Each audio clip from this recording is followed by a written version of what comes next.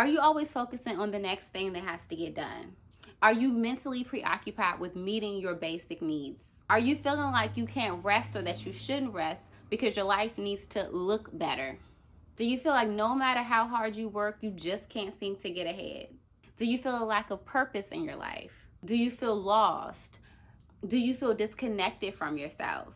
Do you feel like you want to make changes in your life, but you find yourself repeating the same things over and over again? It's like you're stuck in this pattern that you just can't get out of. So if any of this sounds familiar to you, then you are probably in survival mode.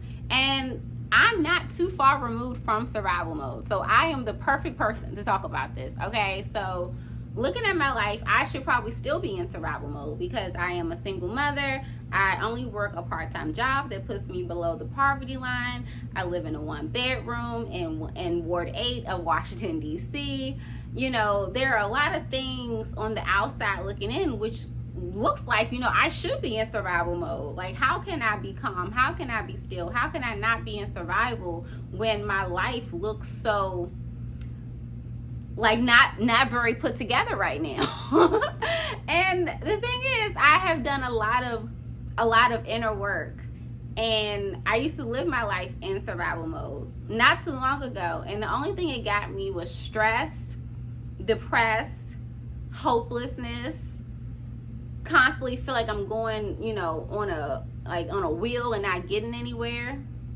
So I've been doing a lot of inner work, but also I've been studying a lot of like universal laws, quantum physics, reality creation, and it's been really helping me to move out of survival mode. So I'm basically here to share with you the things that I've done to help me move out of survival mode. Survival mode is a mindset. It's not really dictated on what your exterior world looks like, because you could be a millionaire, you could be making a ton of money, but you could still be in survival mode because you are coming from a lack mindset. So it really doesn't always matter what your external world even looks like. So I would say survival mode is more so a mindset versus just what your life looks like. And a lot of times we see these gurus online or these spiritual teachers online, and they have come so far. Maybe they have shared with you that they once lived in poverty and now they're living in abundance, or, you know, they came from nothing and they built so much now. And they share with you all the things that they've learned and study, and then you look at them as a person of influence because you're like, okay, you've done the work, so I can listen to you. But sometimes those people can feel so out of touch. I know sometimes when I watch like certain people, I'm just like, okay, I get it, but we're so different. So my goal is to relate to the everyday person who is still just trying to figure life out, who is feeling like, okay, I'm doing everything in my power to get ahead, to, you know, feel better, to do better, to have a better life, to not be stuck in survival mode, but I just can't seem to figure it out. I'm your girl because I was just there, okay? So I'm just maybe a step or two ahead of you. And I'm like, okay, here's what you got to do. Here's what helped me. Maybe this will help you move up just a little bit. Help you release some of that survival mindset just a little bit. And before I even get into the concept of survival mode, I have my notes right here, so I will be looking down. But before we even get into that, I want you to think about your life as a whole, right? You are not just a physical being. You are not just a physical being. You are a mental being. You are a spiritual being. Like, there are 3 planes of existence. And oftentimes people don't think about that, you know, especially when you're thinking about survival mode. You're thinking about, okay, what do I have to do to make sure my body is taken care of? But we forget the mental, we forget the spiritual. And that's why we start feeling off balance and off kilters, because we're only taking care of one aspect of our being. So before we even dive into this, I want you to be clear that you are not just a physical being. You are energy itself. You are the God over your life. You are a creator. You are an expression of the most divine. You are an expression of the most divine. If you feel like you have to wait for God to, you know, deliver you from, you know, the survival mindset, you feel like you have to wait for God to help bring you out of feeling this way, I'm here to tell you that you do not, because you are the God over your life. And once you begin to know that, not just believe it, but once you begin to know that, that is what moves you into a more peaceful state of being. Let's get to the meat of this video. Number 1 is to be still and listen to the thoughts that come up. Being still, I know, is sometimes contradictory to living in this society, especially if you're watching this from America. Living in American society is like, be still. What you mean be still? I got too much to do, right? I got too much going on. And even when we do have that time to be still, we're usually scrolling on our phones and trying to find ways to distract ourselves from ourselves. So in order to get out of survival mode, which is a mindset, is to first, you need to be still. And if that is too challenging for you, because I know that if someone told me to be still several years ago, I would be like, I can't. Like, I have a really hard time just being still. Like, even when I meditate, I feel like I'm doing something, right? But to just be still, to just do nothing, like with no purpose, with nothing like I'm trying to do, it was really difficult. So if you're like me, or like I was, and you find it hard to just be still, that's cool. You can even just do an activity that isn't connected to some type of outcome that's related to, you know, making more money or feeling productive or pleasing someone else. So do an activity like sketching, playing a game, you know, ideally not on your phone, okay? But something that you could focus your attention on that isn't related to like a TV or a phone or a computer. Maybe you want to sit and stretch your body. You know, maybe you're going to do some hip openers. Maybe you do some yoga poses. But anything that you can do that is not connected to you feeling productive, generating income, or pleasing someone.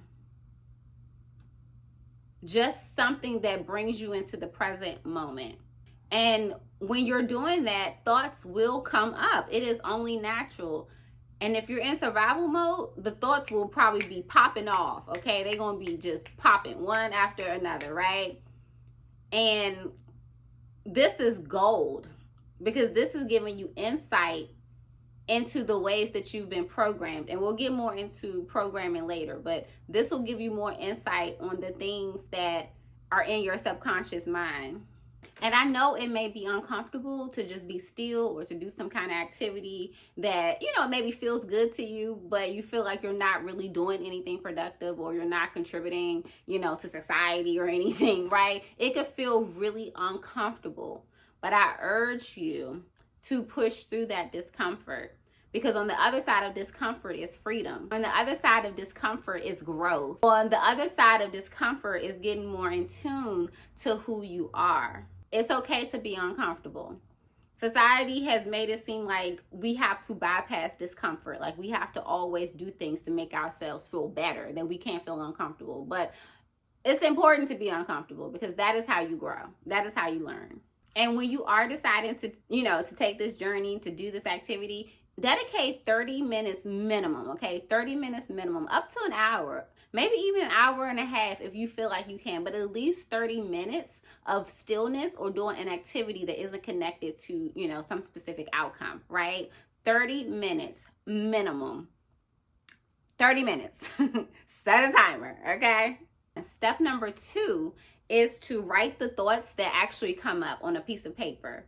And not write it, not like text it, not like put it in your phone in a note section, but literally write it down. Pen to paper, okay? Because even writing things out can just be really therapeutic. Like sometimes we run to therapy, we run to have someone else to help us and work through something, but oftentimes we are our greatest healers. We just need to know what to do. So taking the time out to write, to really be intentional about the thoughts that are coming up in your mind, and writing it on paper can just be a really powerful exercise. So for example, some of the thoughts that came up for me is, you know, you should be doing more. Okay, you should be doing more. You're being lazy. This is a very common one. It's people who are in survival mode, who always feel like they have to keep going, keep doing things, stay busy, stay productive, stay active, right? You can feel like you're being lazy if you're just doing something for leisure, or if you're just doing nothing. Another thought that came up for me was that, you know, you're going to fall behind. This may be something that you feel. You're like, okay, hey, I have all these things I need to take care of. I have these bills to pay. I have these kids to feed. I don't have time to just be sitting here doing nothing. Okay, I'm going to fall behind. And it's uncomfortable, but we're working through it, right? We're going to work through these feelings. We're going to work through these thoughts and just be like, thank you. Thank you for revealing yourself to me, because this is how I'm going to grow. This is how I'm going to evolve. This is how I'm going to change. This is how I'm going to move out of survival mode. So thank your thoughts. You know, these thoughts can be very uncomfortable, but thank your thoughts, because they're revealing themselves to you. And the thing is, they can only really reveal themselves to you when you are still, when you're not constantly in action, when you're not constantly doing something. Sometimes when you hear thoughts like this, it makes you feel like, oh, I got to get back to work. Oh, see, I am being lazy. I need to go do something. But no, this is literally your mind telling you, this is what I've been taught. This is how I've been programmed. And this is why it is hard for you to be still. This is why it is hard for you to get out of survival mode.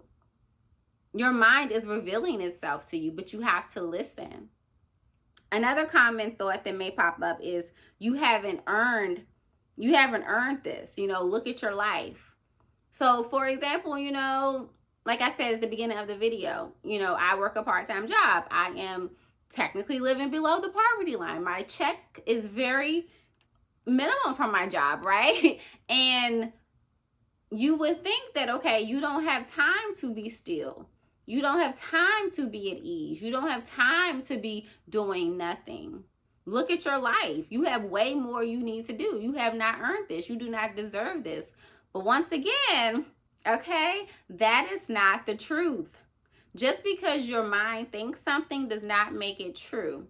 Just because you have lived your life according to certain beliefs and thoughts does not mean that thought is true. It's only true if your subconscious mind accepts it as true. So number 3 is to think of where you first heard those words, because more than often, the thoughts that you have are not your own. There are things that you picked up, especially when it comes to thoughts like, you know, rest equals laziness, or you need to constantly be doing something to be, you know, a productive member of society, right? Like, these are things that you were taught, right? These are things that maybe a caregiver, more than likely a parent or someone who raised you, they either said to you explicitly or showed it to you through their actions.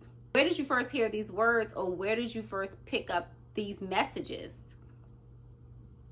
It is very helpful to identify the voice, to identify the person, to identify where this pattern first started. And it can be uncomfortable, okay? You may be like, well, my mama did her best. I'm not going to blame her for this. Or my daddy did his best. I'm not going to say it's his fault that I'm feeling this way. And this is not about blame. This is not about fault. This is just about getting clear on where you picked up that voice.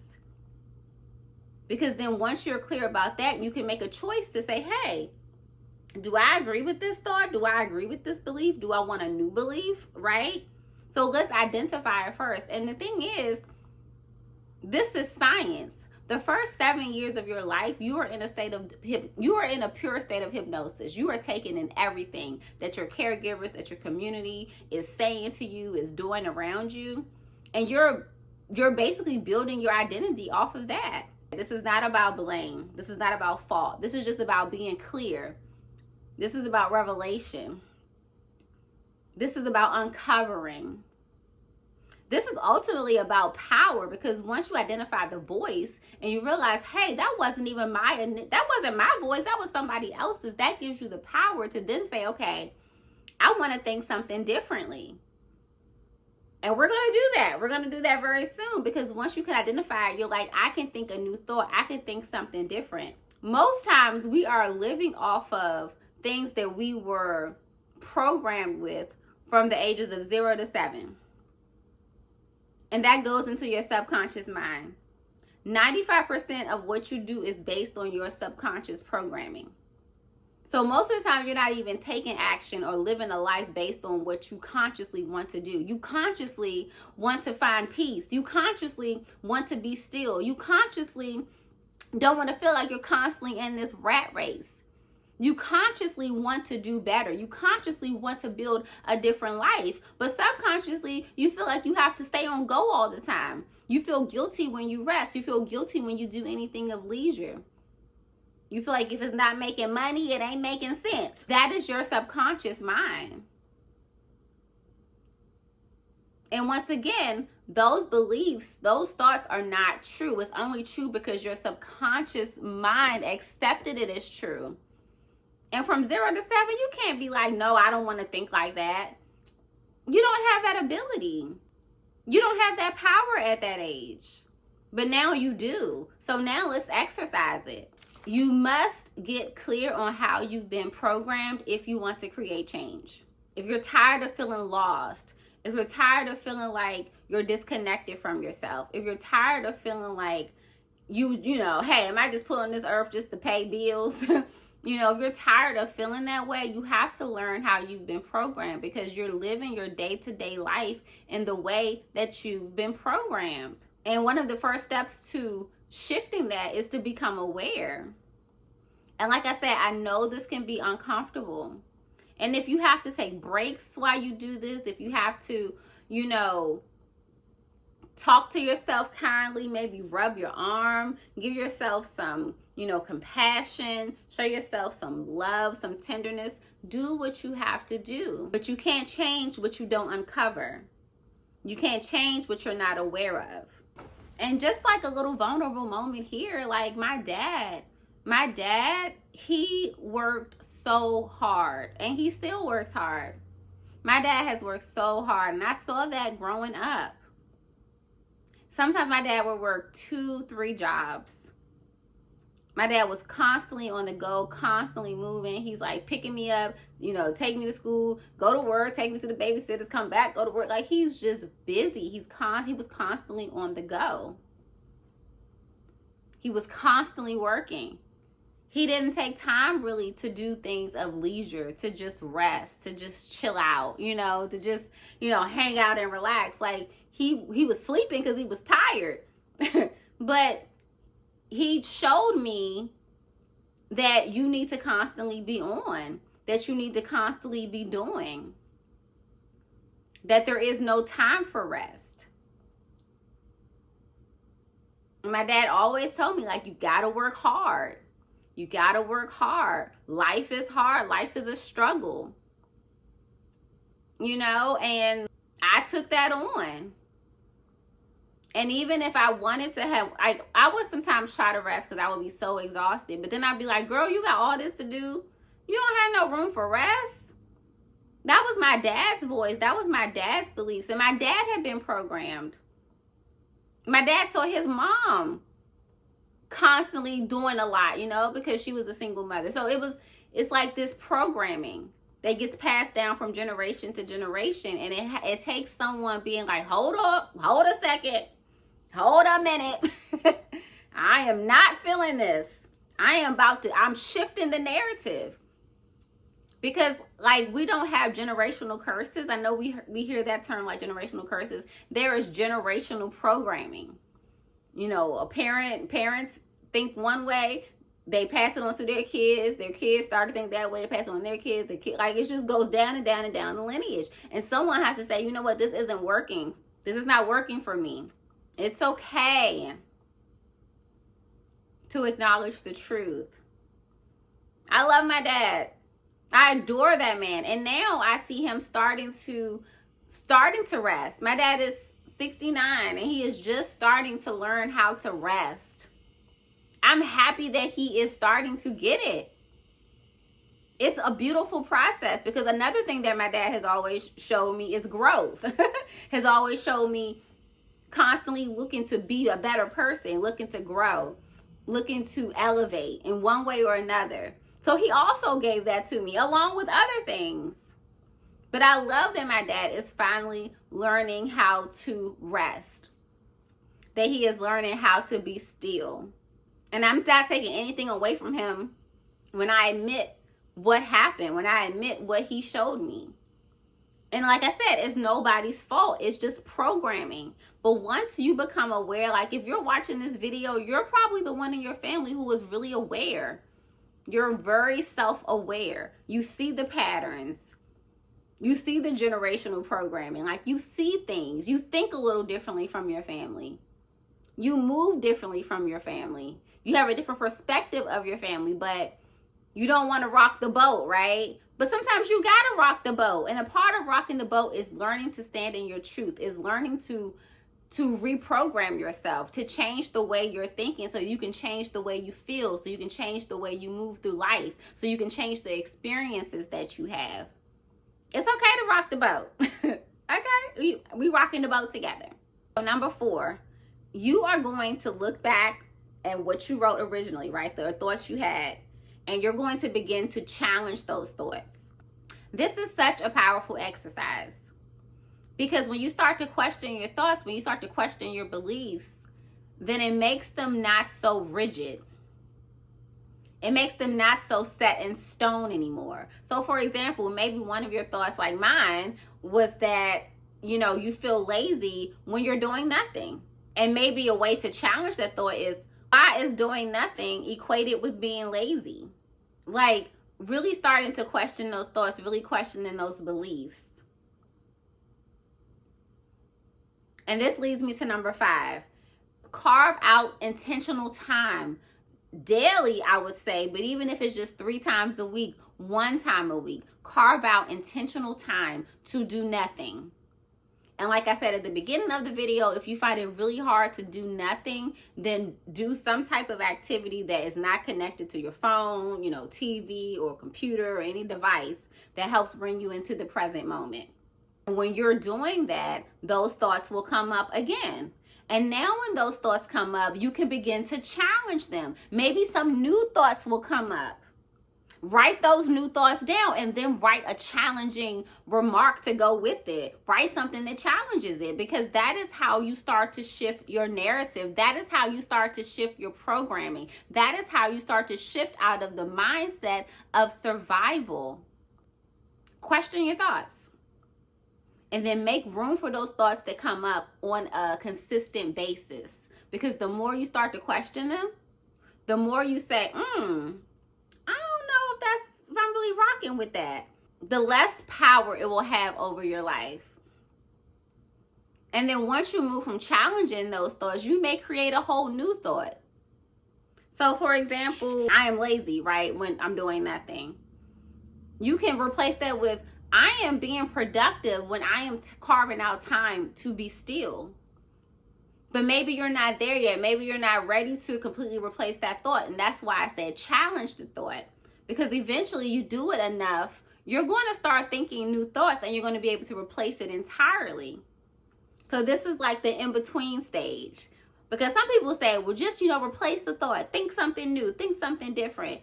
But you want to think a thought that you want to start believing it, right? And sometimes if it just sounds too way off, you're not really going to accept it as truth and it doesn't feel real.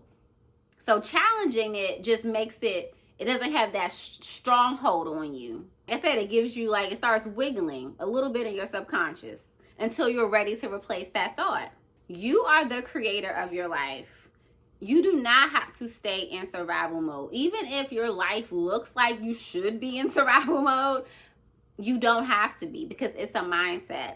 You can choose to feel abundance. You can choose to feel peace. You can choose to feel calm, even in the midst of all of the things that you have to go through in your everyday life. And I'm not saying that from my high horse. I'm saying that literally in the midst of it, okay? Literally in the midst of it. Like this past week, I have been on vacation from work. And let me tell you, okay, I didn't have the finances per se to, go out of town or go travel. But I did stuff at home. I had a staycation. And I did a lot of resting, a lot of, just, ate some really good food. I feel like I traveled to Greece. I went to a really great Mediterranean restaurant. I went to a really great Japanese restaurant. I've been just getting out in nature a lot. I have been taking a lot of naps, watching a lot of movies, just really living my best life. And when I'm doing that, I'm like, I have so much abundance. I feel so abundant. And that could be like, oh, I don't have the money to go here, or I don't have the money to go there, I don't have this, I don't have that. And then I keep focusing on things that I don't have, and I start feeling this lack mindset, and then I start feeling I'm in scarcity, and then, you know, I start feeling all these other emotions that don't feel good to me. But instead, I focus on the abundance in my life. Because there was a time when I didn't know how to just relax and chill. There was a time that I would take a couple days off of work, and I couldn't wait to get back to work because I didn't know what to do with myself. But now I know what to do with myself. I know how to be at ease. I know how to relax. I know how to be still. I know how to be calm. I know how to see the abundance in my life, because the thing is, even if you're living paycheck to paycheck, right? Even if you feel like you don't have enough in the bank, even if you feel all those things, there's still an opposite side to that. There's still abundance. Like, you can look at the abundance of trees outside. You look at the abundance of grass, you know, the abundance of clouds in the sky. Like, there is always something that you could focus on that shows the opposite of your situation. And that is what's really helped me move. Another thing that's helped me move out of survival mode. It's like, yeah, I may on a physical level, I am going through this currently, but there is still so much around me that's so beautiful, that's so abundant, that's so prosperous. And even me, I look at how I have a prosperity of love in my life. I have an abundance of peace. I have an abundance of health. You know, I have an abundance of joy. I have an abundance of fun. I have an abundance of great food, you know, like, it's just, I have an abundance of books, like, just looking at where my abundance lies, and I feel so great. And the thing is, I know that's going to attract more abundance into my life, but as long as I stay in survival mindset, it's going to keep attracting more things in my life that's going to make me feel like I need to be in survival. Like, I don't want to be in survival. I want to thrive in this life. So what better way to thrive in life than to make a choice to start thriving? And another thing I just want to share is that I found that being still also serves some other purposes that are really powerful. Number one is that it allows you to hear yourself. When you're constantly scrolling on social media, constantly watching TV, Netflix, all this stuff, like, you cannot hear yourself. You cannot hear your inner guidance. You can't hear your inner voice. You are so wise. There is so much wisdom in you, but you got to you have to give it the space to show itself. Number two is that I think about why I'm here on planet Earth. So when I'm in silence, when I'm still, I really get clear on what my mission is in life, what it is I'm sent here to do. Because we all have a purpose. We all have a mission in life. We all have something to accomplish on this physical plane. That's why we are here. We are not here to just survive, okay? We are here to thrive. We are here to live beautiful and abundant lives. And when I'm able to be in stillness, my mission, my purpose comes to me. It gets more clear. A lot of times you don't know what you're supposed to do, or the next step you're supposed to take, is because you're just constantly going just in a circle, right? You just focus on I gotta go to work, I gotta make lunch, I gotta do this, I gotta go to the store, I gotta do that, I gotta do this, I gotta do that, I gotta do that. Like, you don't have any room to really connect to your higher self. Number three is that it helps me attribute different meanings to situations. So the meaning that you apply to situations is either positive or negative. So something could happen in your life. I could say, okay, right now, for example, like, I'm working part-time, I haven't, found a job that I feel like really utilizes my skills. And I could take that as, you know what, this shows I'm just unqualified. Nobody wants me. I'm a black woman. Like, it's just hard out here for black women. That could be the meaning I attribute to it. Or I could be like, you know what, actually, this is giving me the space and opportunity to discover more of myself. This is giving me the space and opportunity to work on my YouTube channel. This is giving me the space and opportunity to really tap within. This is giving me the space and opportunity to be more still. I can attribute different meaning to it. But a lot of times we just take things at face value. We don't dig deeper to find a meaning that is more empowering because we don't give ourselves the time or space to do so. And then lastly, it gives me inner space. Like, have you ever just felt like you just feel so crammed mentally? Like it's just all these things going on within you internally? Yeah, I know. I've been there. And when I'm still, like practicing stillness, practicing sometimes doing nothing, sometimes I just sit and look at a tree. I just sit and look at the tree. I feel so calm, okay? And when I do that, it gives me this inner space. I just feel so, like so much opens up within me. I don't feel so convoluted internally or in my brain, right? I feel more space. I feel more spacious. And ultimately, that leads to more peace. There are a lot of reasons to be still, but ultimately, it really helps you get out of survival mode because it helps you to become aware of the thoughts that come up. Those thoughts are keeping you stuck. You have the power to shift your narrative, but first you must get clear on what you're thinking. Only then can you start to challenge what you're thinking and then ultimately change what you're thinking. Because if I can get out of survival mode, honey, you can too. If this video has been helpful to you in any way, I hope you share it out. Remember, share it with your community. Share it with your tribe, because if you're growing and learning, you want to make sure your tribe is growing and learning with you. And I don't think I even said my name on this video. Okay, so I am Coach Nicole Amai, the real life healing coach. And what I do is I heal in real time. And then I share with you what I've learned along the way, because sometimes all you need is someone who's just like a step or two ahead of you to be like, hey, oh, that's what you're feeling? That's what you're dealing with? Okay, I was just there. This is what I did to get ahead. This is what I did to move out of it. That's all I am. Just a couple steps ahead, okay? And I'm here just to pull you up with me. That's it. And I believe that we all have this power. We all have this gift. If we just share our stories, if we share our knowledge, if we share our wisdom, it can help other people heal. I'm just one of many doing this. But I hope that my message gets to you. I hope that it provided value to you. And I hope that it empowered you to know that you don't have to stay stuck where you are, that you are the creator of your life, and that you have more power than you think. This world will make you feel like you're powerless. This world will make you think that you are powerless. But that's the narrative of the 98%. You're not a part of that 98%. You're special. You want to do something different. So thank you for spending this time with me. It was great. It was beautiful. And I look forward to seeing you in the next video. Peace.